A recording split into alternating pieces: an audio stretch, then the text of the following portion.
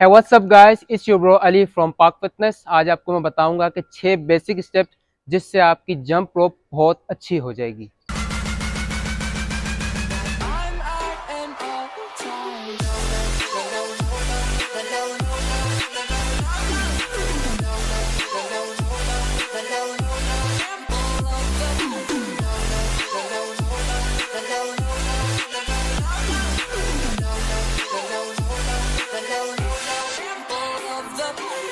Okay guys, first step is size your rope. अपनी rope को हमेशा साइज में रखें।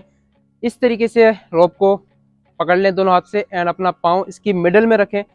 मिडल में रखने के बाद दोनों हैंडल इसके इस तरह से मिलाएं और इस तरीके से रखें और हाथ ऐसे सीधा कर लें।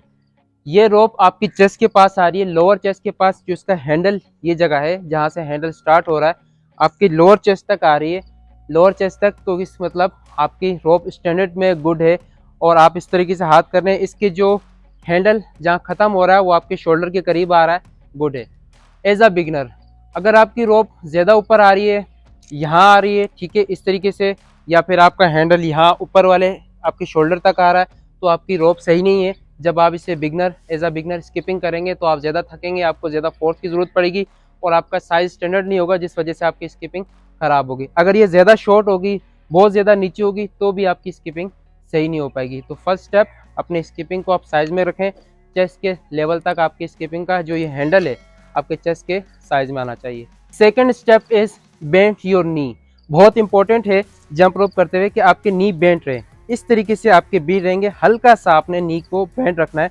इस तरीके से देखें, स्ट्रेट पोस्चर है, इस तरीके से बिल्कुल टांगे आपकी स्ट्रेट नहीं रहेंगी, थोड़ा सा नी बेंड रहेंगे एंड इसी के ऊपर आपने जंप करना है। जब आप जंप करें तो नी तब भी स्ट्रेट नहीं हो रहे। इस चीज़ को आपने नोट करना है कि जंप करने के दौरान नी इस तरीके से स्ट्रेट नहीं हो रहे, ये तरीका गलत है। ये तरीका सही है कि नी इस तरीके से बेंड रहें और आप अपनी जंप रोप को बेंड नी के साथ इस तरीके से ही परफॉर्म करते रहें, लाइक दिस 1 2 1 2। नी को बेंड रखना है। अगर आप नी स्ट्रेट रखेंगे इस तरीके से, अब आप देखें इस पोस्चर में कितना ज़्यादा मुश्किल है एंड इस पोस्चर में देखें कितना ज़्यादा आसान है। तो इसलिए नी आपके बेंड रहेंगे। स्ट्रेट नी आपको इंजरीज का शिकार कर सकते हैं, आपके घुटनों में दर्द होगा, ठीक है, तो इसलिए आपके काफ में दर्द होगा। इसलिए आपने नी को स्ट्रेट नहीं रखना और वो दिखने में भी अच्छा नहीं लगेगा। आपने नी को इस तरीके से बेंड रखना है, सेकंड स्टेप, एंड इसके ऊपर आपने प्रैक्टिस करनी है। Third step is up on your toe. अपने पंजों के ऊपर ही आपने रहना है। अगर आप अपने पंजों के ऊपर नहीं रहेंगे, पूरी हील पूरा पाँव नीचे टच करेंगे तो आपको वापस एक जंप नहीं मिलेगा, एक जंप का वापस रिदम आपको नहीं मिल पाएगा। लाइक दिस, पंजों के ऊपर रहना है, नी बैंड आपके second step. Third step on your toe, पंजों के ऊपर ही रहना है। अगर आप पूरी हील लगाएंगे तो आप वापस जंप नहीं कर पाएंगे। आप ये प्रैक्टिस करके देख सकते हैं। इस तरीके से आपने जंप रोप ली एंड आपने पंजों के ऊपर रहने की कोशिश करनी है और आपके जो इस जंप का जो साइज़ होगा वो मतलब कि जब आप इस तरह जंप कर रहे हैं तो कम से कम 2 इंच तक हो, 2 इंच तक हो। इससे छोटा आप अगर शुरू में लेंगे तो आपसे स्किपिंग सही नहीं हो पाएगी। कम से कम 2 इंच हो। हाई जंप लेने की कोशिश नहीं करनी। अगर आप हाई जंप लेते हैं तो आप जल्दी थक जाते हैं और आपकी स्किपिंग सही नहीं होती। स्टैंडर्ड ये है कि आप लोअर में इस तरीके से स्किपिंग हल्की हल्की एंड शुरू करें एज अ बिगिनर और अपने पंजों के ऊपर रहें। आपने हील को मुसलसल जितना भी आप कर लें, आपकी हील ज़मीन पर टच नहीं होनी चाहिए। जहाँ आपकी हील ज़मीन पर टच होना शुरू हुई, आपको सर में दर्द होना शुरू हो जाएगा। आपको इन जगहों के पे जो आपके काल्फ हैं, आपकी पिंडलियाँ हैं, इनके अंदर दर्द होना शुरू हो जाएगा और आपकी जंप रोप अच्छी नहीं हो पाएगी और आपसे बेजार हो जाएंगे। तो गाइस, हमारा 4th स्टेप है कंट्रोल योर आर्म्स। आपके 4 आर्म्स हैं, इनको आपने कंट्रोल में रखना है। आपके 4 आर्म्स इस पोजीशन में रहने चाहिए, लाइक दिस। अब मेरे हाथ एक ही जगह पर है, ये कंट्रोल में है। जब ये कंट्रोल से आउट होंगे, इस तरीके से खुलने लग जाएंगे, लाइक दिस, तो आपका रोप आपके पाँव के अंदर फंस जाएगा। कैसे गाइस? आपकी रोप का यहाँ पर साइज़ देखें, ये कंट्रोल में, यहाँ आपके रोप का साइज़ कहाँ पर है। अब जब इसको आपने कंट्रोल से आउट किया, आपका रोप छोटा हो गया। जब आपका रोप छोटा हो गया तो डेफिनेटली उसने आपके टोस के अंदर फंस जाना है। तो इसलिए कंट्रोल आपके आर्म्स का, फोर आर्म्स का कंट्रोल में रहना बहुत ज़रूरी है। यहाँ पर इसे कंट्रोल में रखना है। इसकी बेस्ट पोजीशन है इस तरीके से, अपने हाथ दोनों साथ मिलाएं एंड थोड़ा सा 45 डिग्री के एंगल में इसे ओपन कर लें। एंड जो आपकी कोनियाँ हैं या आपके ओब्लिक्स, आपके लव हैंडल्स के लें, ओब्लिक्स के लें, इनके पास पास इस तरीके से रहेंगी। कोनियों को लव हैंडल ओब्लिक्स के पास रखना है, हाथ दोनों ऐसे एंड क्लोजली। और इन हाथों को ना ज़्यादा आगे रखना है ना ज़्यादा पीछे रखना है। इन्हें अपनी बॉडी जहाँ से आपका जिस्म शुरू हो रहा है, ये हैंडल उसके वहाँ स्टार्ट में रहेंगे इस तरीके से। और यहाँ पर ही इनकी जगह होगी, इस तरीके से भी नहीं एंड ज़्यादा इस तरीके से भी नहीं, स्टैंडर्ड पोजीशन में। और उसके बाद आपने इसकी प्रैक्टिस करनी है स्टैंडर्ड में ही, like this, knee bend, okay, control on your toe and control your arms, forearms and slowly skipping. Start में आप इस तरह करेंगे कि स्किपिंग करते हैं लोग तो इस तरीके से, ठीक है। ये स्किपिंग सही तरीका आप कर रहे हैं, आपको लग रहा है बहुत अच्छी कर रहे हैं, लेकिन आप बहुत ज़्यादा खुद को थका रहे हैं, हाथ बहुत ज़्यादा खोले में मज़ा नहीं है। तो इसलिए इसे आपने कंट्रोल करना है इस तरीके से एंड आपने स्किपिंग को जारी रखना है। Guys, number 5 step is your wrist movement. आपकी कलाई की मूवमेंट बहुत ज़्यादा ज़रूरी है पूरी जंप रोप के अंदर। अगर आपकी कलाई की मूवमेंट सही नहीं है तो आपकी जंप रोप सही नहीं होगी। लाइक दिस, जब आप जंप रोप करते हैं तो आपकी कलाई को इस तरीके से मूव कराना है, आपने घुमाना है।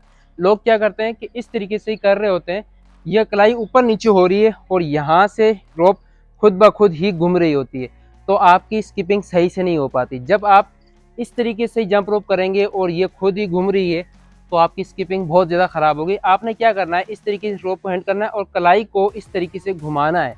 हर रोप के स्टेप के साथ आपकी कलाई ऐसे घूमनी चाहिए तो आपकी ही रोप सही होगी। Like this, sorry, like this, 1 2, तो आपकी रोप सही होगी जब आप इस तरीके से कलाई को घुमाएंगे। अगर आप मैं यहाँ पर इस कलाई को ना घुमाऊँ और यहाँ पर कलाई को घुमाना छोड़ दूँ और सिर्फ इसके रहम करम पे छोड़ दूँ तो टक करके इसने ज़रूर ही फंस जाना आपके पाँव के अंदर।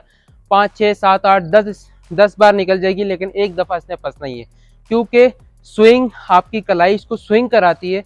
उसका स्विंग और आपकी जंप की जो मैचिंग है, ये एक दूसरे के साथ इनकी टाइमिंग अलग हो जाती है और फिर ये आपस में रोप का और आपकी टो में फंसना यकीनी हो जाता है। इसलिए आपकी कलाई की मूवमेंट को सही होना चाहिए, ताकि साइड लेग से देखें आप कलाई की मूवमेंट। अब यहाँ से मेरी कलाई मूव कर रही है, इसे घुमाना है आपने, लाइक दिस, मूव करती रहे, ठीक है।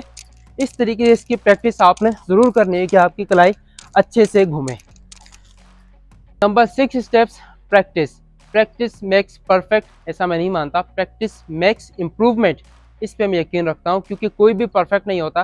तो आपने जंप रोप की प्रैक्टिस करनी है 3 से 5 मिनट, 5 से 8 मिनट, बहुत ज़्यादा अगर आपने कर लिया 10 मिनट, इससे ज़्यादा आपने प्रैक्टिस नहीं करनी, क्योंकि एज अ बिगनर जब आप ज़्यादा प्रैक्टिस करते हैं तो खुद को आप इंजर्ड कर लेंगे किसी न किसी तरीके से। तो इसलिए जंप रोप को आपने कंट्रोल में रखना है अच्छे से। जो ये 5 पॉइंट्स हैं इनके ऊपर आपने अच्छे से अमल दरामद करना है और उसके बाद अपनी जंप रोप की प्रैक्टिस करनी है। प्रैक्टिस करें थोड़ी सी, लाइक दिस, इस तरीके से 1 2 1 2 1 2, लाइक दिस, प्रैक्टिस करें एंड उसके बाद रेस्ट करें। जब आपका थोड़ा सा सांस बहाल हो उसके बाद आपने दोबारा प्रैक्टिस करनी है एंड दोबारा आप प्रैक्टिस करें, ठीक है, एंड उसके बाद रेस्ट करें। इस तरीके से आप प्रैक्टिस करें, जल्दी नहीं करनी। जल्दी क्या करते हैं लोग प्रैक्टिस के दौरान, या इस तरीके से जल्दी करके आपको क्या मिलना है, कुछ नहीं मिलना। आपने रोप सीखना है, आपने पेशेंट रखना है, सब्र रखना है, कंट्रोल रखना है। आहिस्ता आहिस्ता बंदा सीखता है। तो आपको अच्छी से अच्छी स्किपिंग सीखने वक्त भी 2 वीक का टाइम लगेगा। तो 2 वीक आपने अच्छे से रखना है, जिसके अंदर आप सिर्फ और सिर्फ रेगुलर बाउंस सीख पाएंगे। अब रेगुलर बाउंस जब आप सीख लेंगे तो आपकी स्किपिंग बहुत ज़्यादा अच्छी होगी। प्रैक्टिस में आप रहें, शाम को, सुबह, जो टाइम आपको फ्री मिले प्रैक्टिस करनी है, ठीक है, एंड अपने आप को कंट्रोल में रखना है। गाइस, आखिर में सिर्फ 3 बेसिक गलतियां बताऊंगा छोटी छोटी, इसी में, इसको भी आप नोट कर लें। नंबर 1, जब आप करें स्किपिंग तो इस तरीके से पाँव को पीछे से फ्लिक करने की कोशिश ना करें। आप एक ही जंप कर लें, हैंड स्टॉप कर लें, सीधा हो, जंप ऐसे ही हो, ठीक है। फिर उसके बाद आप एक ही जंप कर लें, स्टॉप कर लें। इसी तरीके से आप अपनी आदत बनाएं 4-5 जंप की, 1 2 3 4, लाइक दिस। आहिस्ता आहिस्ता आपको उसको बढ़ाना है। सेकंड गलती जो ज़्यादातर लोग करते हैं, हाथ को इस तरीके से ऊपर से लाते हैं और बहुत ही बुरा लगता है और बहुत हाई जंप करते हैं। आपने इस गलती से भी अवॉइड करना है। और थर्ड गलती जो बहुत ज़्यादा हर एक की चाहत होती है, थर्ड गलती हर एक की चाहत होती है।